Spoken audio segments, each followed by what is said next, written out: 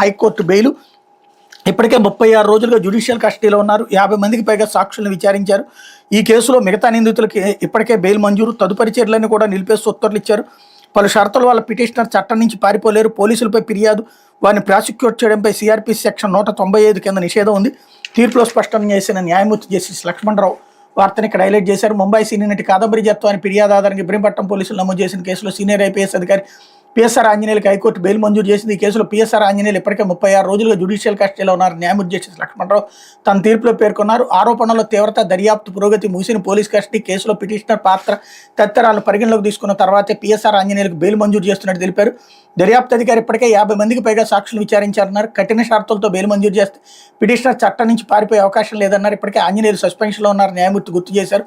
అంతేగాక జప్తాని కేసులో ఇతర నిందితులైన పోలీసు అధికారులకు హైకోర్టు గతంలోనే ముందస్తు బెయిల్ మంజూరు చేసింది. అలాగే తదుపరి చర్యలన్నీ కూడా నిలిపేస్తూ ఉత్తర్వులు జారీ చేసిందని తెలిపారు. ఓ అమాయక వ్యక్తిపై తప్పుడు కేసు బనాయించారా అన్న విషయాన్ని తేల్చాల్సిన సంబంధిత కోర్టులేనన్నారు. పోలీసులపై ఫిర్యాదు చేయడం, వారిని ప్రాసిక్యూట్ చేయడంపై సిఆర్పిసి సెక్షన్ 195 కింద నిషేధం ఉందని న్యాయమూర్తి తన తీర్పులో స్పష్టం చేశారు. తీర్పు కాపీ శుక్రవారం సాయంత్రం అందుబాటులోకి వచ్చింది.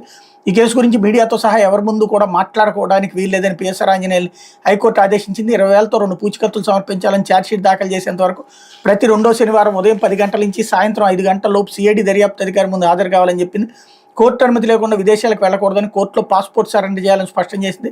దర్యాప్తునికి సహకరించాలని, ఇంకా ఎప్పుడు అవసరమైతే అప్పుడు దర్యాప్తు అధికారి ముందు హాజరు కావాలని, ఈ కేసు గురించి వాస్తవాలు తెలిసిన వారిని ప్రత్యక్షంగా పరోక్షంగా భయపెట్టడం, బెదిరించడం, ప్రలోభపెట్టడం చేయరాదని హైకోర్టు తెలిపింది అన్నట్టు వార్తని హైలైట్ చేశారు.